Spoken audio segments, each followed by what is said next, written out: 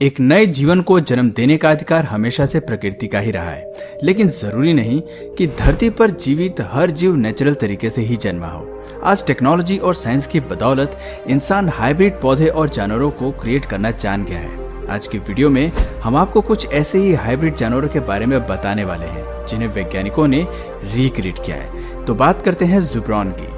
ज़ुब्रॉन 1847 में सबसे पहले लियोपोल्ड वोल्स्की द्वारा इस हाइब्रिड जीव को बनाया गया। हालांकि ज़ुब्रॉन को पहले भी कई बार देखा गया, लेकिन वर्ल्ड वॉर 1 के बाद से ही वैज्ञानिकों ने इसे बनाने में खास रुचि दिखाई। 1958 के बाद कई लैब्स में इस हाइब्रिड को क्रिएट करने के लिए जोर शोर से काम चलने लगा। पहले 16 सालों में इसे बनाने के लिए कई एक्सपेरिमेंट्स को अंजाम दिया गया। वैज्ञानिकों द्वारा क्रिएट किया गया ज़ुब्रॉन एक ऐसा जीव बन गया जिसे पालने की लागत भी कम थी और इससे होने वाला मुनाफा कई ज्यादा। सस्ते दामों में उपलब्ध होने की वजह से इस मवेशी को भारी मात्रा में फार्म्स में गाय भैंस की जगह पाला जाने लगा। लियोपोन जानवर एक ऐसी प्रजाति है जिसे एक शेरनी और तेंदुए के मिश्रण से बनाया गया है। इस जीव के शरीर पर मौजूद सुंदर फर एक मेल लियोपर्ड और फीमेल लायन के मेटिंग प्रोसेस का नतीजा है। 1910 में लियोपोन को सबसे पहले भारत में बनाया गया था। दो खतरनाक जीवों के हाइब्रिड से बने इस जानवर का सर शेर जैसा लगता था, जबकि बाकी शरीर पूरी तरह लियोपोर्ड से मेल खाता है। ये जानवर आपको आसानी से जंगलों में देखने को नहीं मिल सकता क्योंकि इन्हें इंसानों द्वारा कैद में बनाया गया है, लेकिन शेर और लियोपोर्ड की तरह ही ये बेहतर क्लाइंबर्स होते हैं और पानी में खेलना पसंद करते हैं। देखने में इनका शरीर बड़ा होता है, लेकिन टांगे लियोपोर्ड जैसी छोटी होती हैं। लायन और लियोपोर्ड की तरह ही लियोपोन भी कार्निवोरस जीव है जो भोजन में मगरमच्छ, बाघ, शेर को खाना पसंद करते हैं। कभी कभी जरूरत पड़ने पर यह बेबीज लियोपोन को भी खा जाते हैं। कई मामलों में शेर और तेंदुए जैसी समानता के चलते ये कहा जा सकता है कि इस जीव को संरक्षित करने की जरूरत है। धरती पर ये जीव काफी दुर्लभ है और इनकी प्रजाति में आ रही गिरावट चिंता का विषय है। पृथ्वी पर इस स्पीशीज के केवल 100 सदस्य ही जीवित हैं। फेदरलेस चिकन। आपकी प्लेट में सर्व होने वाली मुर्गी का असल साइज भले ही छोटा हो, लेकिन जिस चिकन की हम बात कर रहे हैं वो आकार में नॉर्मल चिकन से कई ज्यादा बड़ी है। इस फेदरलेस चिकन को भविष्य में गर्म देशों के हर पोल्ट्री फार्म पर इस्तेमाल किया जा सकता है। इस जानवर को सबसे पहले इजराइल के जेनेटिक्स द्वारा प्रोटोटाइप के तौर पर क्रिएट किया गया था। वैज्ञानिकों द्वारा इसे लो कैलोरी फूड के तौर पर बनाया गया है, जिससे मिलने वाली कैलोरीज काफी कम है। ये फेदरलेस चिकन आसानी से गर्म जगहों पर ग्रो कर सकती है। इसे असल में बेयर नेक चिकन और बॉयलर चिकन के क्रॉस से बनाया गया है। हालांकि ये चिकन देखने में बेहद ही बदसूरत है, लेकिन ये लो कैलोरी चिकन के तौर पर लोगों की डाइट में शामिल हो सकता है।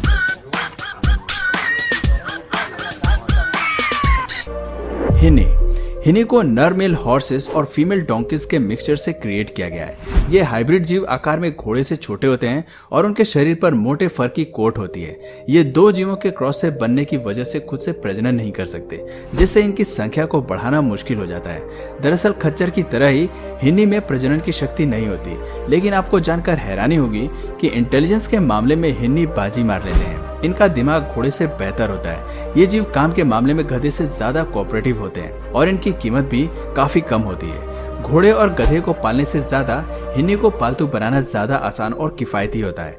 काम करने के सभी गुण इस हाइब्रिड में गधे से आते हैं। इसके अलावा ये आकार में खच्चर से भी छोटे होते हैं। अब बात करते हैं वुल्फ डॉग की। वुल्फ डॉग को देखकर आप शायद अनुमान लगा सकते हैं कि इस प्रजाति को किस दो जानवरों से बनाया गया होगा। इसको बनाने के लिए लोगों ने सबसे पहले वुल्फ और कुत्ते को साथ में पाला और ब्रीड किया, क्योंकि वो एक प्यारे से दिखने वाले जानवर को क्रिएट करना चाहते थे जिसे इंसान अपना पालतू बना सके। दो जानवरों के जेनेटिक्स मिक्सचर से बने वुल्फ डॉग के फिजिकल और बिहेवियर कैरेक्टरिस्टिक्स को समझना बेहद मुश्किल है। हाइब्रिड के तौर पर यूएस में वुल्फ डॉग की संख्या 5 लाख से ज्यादा है, क्योंकि लोग इस हाइब्रिड को पेट के रूप में पालना ज्यादा पसंद करते हैं और ये दिखने में बेहद क्यूट होते हैं। बीफ फैलो। घास चरने वाले ये जीव अमेरिकी भैंस और डोमेस्टिक कैटल के क्रॉस से दुनिया में आए हैं। इन दोनों जीवों के बीच पहला क्रॉस गलती से हुआ था, जो कि 300 साल पहले की घटना है, लेकिन फिर वैज्ञानिकों ने इस घटना से प्रेरित होकर असल में 1880 में बिफेलो प्रजाति को बनाया और इसकी तादाद बढ़ाने में समर्थन किया ताकि बीफ प्रोडक्शन इंडस्ट्री को बढ़ावा मिल सके। इस जानवर से मिलने वाले बीफ फ्लेवर को काफी पसंद किया जाता है। रिसर्च बताती है कि इसकी मीट में कोलेस्ट्रॉल और फैट भी काफी कम मात्रा में होता है और इसमें प्रोटीन लेवल भी आम मीट से 6% हाई होता है। बिफेलो असल में भारी भरकम शरीर वाले जीव हैं जिनकी ताकत कई ज्यादा होती है। हालांकि भैंस की तरह इनके शरीर के ऊपरी हिस्से में हम्प नहीं होता, लेकिन इनका शरीर बीमारी के प्रति रेसिस्टेंट होता है और बफेलो जीनस में इन्हें नॉर्मल कैटल से ज्यादा मजबूत फीचर्स देता है। इसलिए ये जीव लंबा जीवन जी पाते हैं और काफी फर्टाइल होते हैं। बिफेलो एक एक्टिव ब्रीड है जो पूरे साल प्रजनन की प्रक्रिया को अंजाम दे सकती है। इसके अलावा इन जीवों में मातृत्व की भावना भी काफी ज्यादा होती है। बिफेलो अपने बच्चों के लिए एक बेहतर मां साबित होती है। ग्रोलर बियर ग्रिजली बियर और पोलर बियर के बीच हुई इन ब्रीडिंग का परिणाम है। इस जानवर को आम भाषा में पिजली बियर या नेनोलॉग भी कहा जाता है। ध्यान रहे कि ये जीव भालू की कोई भी सब स्पीशीज नहीं है। जंगलों में इसे पाना काफी रेयर है। वैज्ञानिकों ने सबसे पहले 2006 में इस प्रजाति की पहचान की थी, जिसके लिए उन्होंने इस प्रजाति के एक सदस्य के डीएनए को टेस्ट किया था। ग्रोलर बियर का शरीर पोलर बियर से आकार में छोटा होता है, लेकिन यह दिखने में ग्रिजली बियर से बड़ा होता है। आप इन जानवरों को इनके क्रीमी व्हाइट फर और छोटे आकार से पहचान सकते हैं, अगर आप इन्हें कभी देख पाए तो। ग्रिजली बियर की तरह इस जीव की आंखों के पास ब्राउन पैच होते हैं और सबसे कमाल की बात यह है कि जब ये बैठते हैं तो इनका पेट जमीन पर लगता है। आपको देखने में ये बियर की प्रजाति काफी क्यूट लग सकती है। जोंकी। पहली नजर में आपको गधे और जोंकी के बीच कोई भी फर्क नहीं लगेगा, क्योंकि जोंकी के पास भी गधे की तरह बड़े सिर और लंबे कान होते हैं। इस प्रजाति की मादा गर्भावस्था के 12 महीने बाद बच्चे को जन्म देती है और जन्म के कुछ मिनट बाद ही इसके बच्चे चिल्लाना सीख जाते हैं। ये काफी हैरान करने वाला है, क्योंकि एनिमल किंगडम के ज्यादातर प्रजातियों के पास ये कमाल का फीचर नहीं होता। अगर आप सोच रहे हैं कि इस जीव को कैसे बनाया गया है, तो मैं आपको बता दूं कि जोंकी को जेब्रा और डोंकी की क्रॉस ब्रीडिंग से बनाया गया है। प्यारा सा दिखने वाला ये जानवर शरीर से भले ही आपको गधा लग सकता है, लेकिन जब आप इसके पैरों पर नजर दौड़ाएंगे तो पाएंगे कि इसके शरीर पर जेब्रा के फीचर्स का भी प्रभाव देखने को मिलता है। क्रॉस ब्रीडिंग की इस जीव को बनाने की मुहिम 19वीं सदी में शुरू हुई थी। इसे बनाने के पीछे मकसद ऐसे जानवर का निर्माण करना था जिसके पास अच्छा स्टेमिना हो और जो हैवी लोड के ट्रांसपोर्टेशन का काम कर सके। अब बात करते हैं ज़ेब्रॉइड की। ज़ेब्रॉइड ये जीव जेब्रा और दूसरे जेब्रा हाइब्रिड के बीच क्रॉस से बनाया गया है। ज़ेब्रॉइड असल में एक जेनेटिक टर्म है जो सभी जेब्रा हाइब्रिड के लिए इस्तेमाल किया जाता है। इस टर्म से कोई भी विशेष प्रजाति ताल्लुकात नहीं रखती है, यहाँ तक कि जोंकी जॉर्ज जेब्रा भी इसी जेनेटिक टर्म का हिस्सा है। सभी जेब्रा हाइब्रिड्स में हमें व्हाइट एंड ब्लैक स्ट्राइप्स देखने को मिलती है। इसमें मसल्स मास कम होता है और ये खुले वातावरण में रहना ज्यादा पसंद करते हैं और काफी स्पीड से दौड़ने की क्षमता रखते हैं। बात अगर इनके साइज की हो तो ये पोनी से लेकर घोड़े जितने लंबे ग्रो हो सकते हैं। जेब्रा के ज्यादातर हाइब्रिड्स का जीवन काल 30 साल तक होता है, इससे ज्यादा समय तक ये जीवित नहीं रह पाते।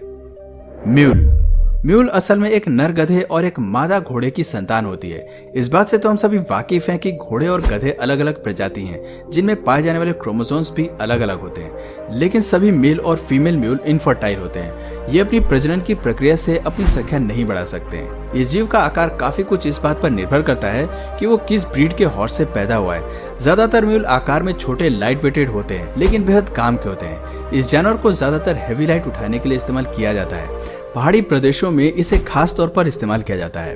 हैरानी की बात है कि खच्चर काफी शांत स्वभाव का जीव है, जिसका जीवन काल घोड़े से भी ज्यादा होता है। और सबसे बड़ी बात है कि ये जीव गधे से ज्यादा इंटेलिजेंट होते हैं और इनकी रफ्तार भी घोड़े से कोई ज्यादा कम नहीं होती।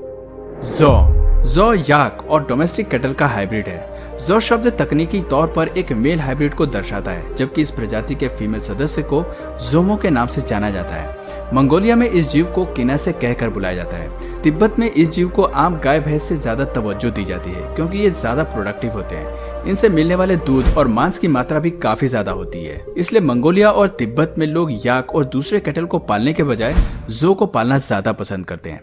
तो दोस्तों, ये थे कुछ ऐसे जानवर जो प्रकृति द्वारा पैदा न होकर दो स्पीशीज के बीच हुए क्रॉस का नतीजा है। तो दोस्तों, क्या इस तरह से प्रकृति से छेड़छाड़ करना सही है या नहीं, कमेंट करके जरूर बताइए।